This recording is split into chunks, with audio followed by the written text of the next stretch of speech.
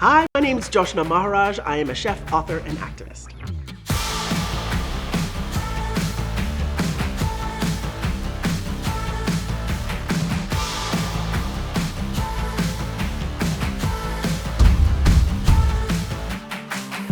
These are so good. Thank you, Mom.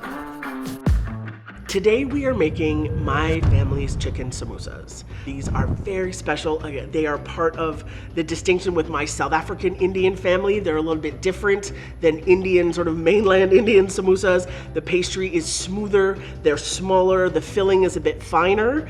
No lie, I think they're superior. We're gonna do this with ground chicken, but the base is always the same. Very finely diced onions is a key piece because the samosas have a gentler filling, right? And then we have garlic and ginger, chopped green chilies, and garam masala. So the filling, usually in my family, the filling is meat. So the ground chicken is something that my mom started to do that we loved very much because she doesn't like to eat beef. My dad was the beef eater. Hilariously, in the family, everybody had their own little vibe. So when my mom wanted to make these chicken samosas for herself, so same masala, same fine dice, all of those things, but ground chicken instead of beef. And my brother and I loved them all up. And she would treat us well by giving us Ziploc bags full of them for our freezers in our own house so that we could fry them up fresh. And I remember one of my cousins visiting and realizing that I had one Ziploc bag of these mom samosas, and he was like, I'll pay you whatever you want. And really, this is one of those things where it's really important to have everything ready at the stove because it happens kind of quickly. Okay, so these are nicely lazy. I'm gonna add a little bit of garlic and ginger, minced kind of always. There we go. And a little hit of salt. Ooh, goodness, and how could I forget the green chilies? So to this, everybody's sort of making friends really nicely. I'm just gonna add some garam masala. And this is an interesting one because garam in Hindi means hot, but like warm, earthy heat, not so much wildfiery chili kind of scenario. It's time for the raw chicken. And really, this is one of those scenarios where your hands is the best move. I mean, really, the Indian kitchen thinks your hands is the most effective tool that you ever have. Beautiful. Awesome. And so now the move is to really let this cook and then break down a bit. And listen, much like a stir fry, you want to keep this moving because we've got pretty high heat. I've got medium high. You know what's so funny? This spoon is actually not awesome for this. This is the time for the non-stick silicone spatula.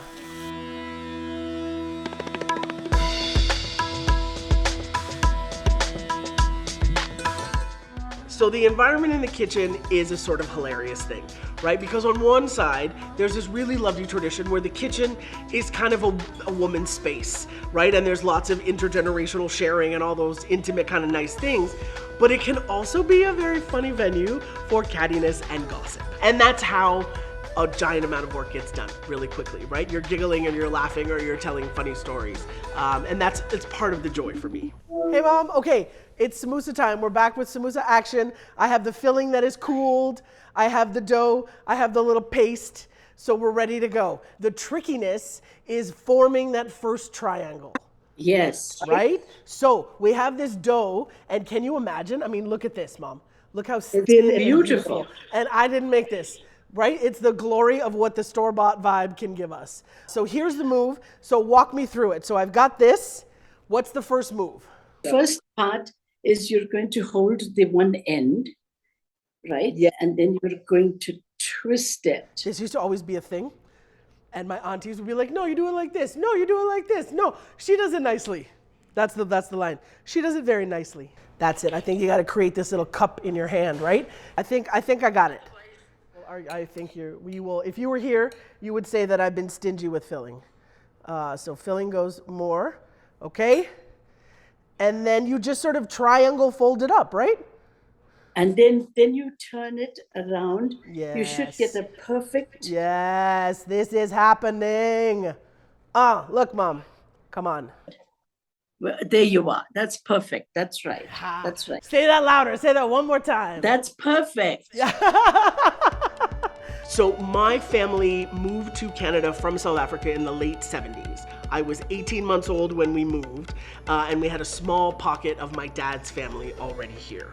And so my earliest memory of making samosas, I think I was 6 years old at our house in Thornhill, and it was my mom and a couple of my dad's sisters and a couple other aunties. It's like an OG community kitchen, right? We'd all get together, pool resources to buy ingredients, and then make, you know what I mean, a couple of hundred of these things.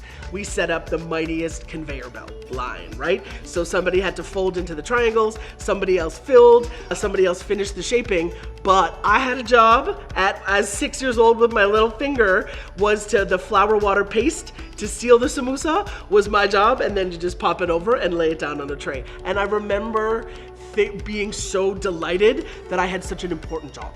This is the big move here. My little 6-year-old hands just smearing some of this paste on the edge, right? And you do the whole thing and then just fold it over, right? And then just keep on folding. Yeah, that's right. So this is it.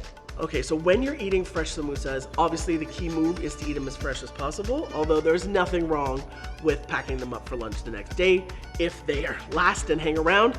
The key piece is dipping sauces. You gotta have dipping sauces. In my family, it was two things. Either this red tomatoey based sauce with mustard seeds that my mom sort of dreamed up herself, I'll be honest, or it's green chutney. And green chutney is like the most ubiquitous, beautiful Indian condiment. And this is a recipe from a beloved aunt who actually has no biological connection. She was just part of my family since forever, and that's it. And this is her recipe that I have worked really hard to keep faithful to the way she did it. Come on, look at it. It's full Auntie Kay's green chutney. I'm very happy with myself. Oh my God. Oh, this is so good. I'm sorry, I only made 6. These are so good, and we filled them right. Check it out, right? So every bite has some of the filling. These are so good, and they're hot, and they taste like your family. Oh my God, I love it. Thank you, Mom. Okay, everyone, I hope that you give these a go. Chicken samosas are delicious and they're really easy to make. And the thing is, once they come out of the oil and people start to smell it, they will literally follow their noses into the kitchen. And it feels amazing to be the person producing the thing that pulls everybody into the kitchen like that, right? You have to make lots. I mean, although you could just make them and eat them yourself, but you have to make lots, and it's wonderful to share. So give it a go. It's not difficult. Full of joy, amazing flavor, and I think you'll really, really enjoy a big old samosa party with your pals and your family as well.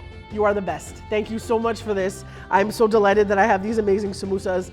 We're gonna say goodbye to the lovely people, friends from my mom and her family and me and this wonderful kitchen. To you, get stuck in. Make some of these beautiful samosas, share them with people. This is our family legacy recipe.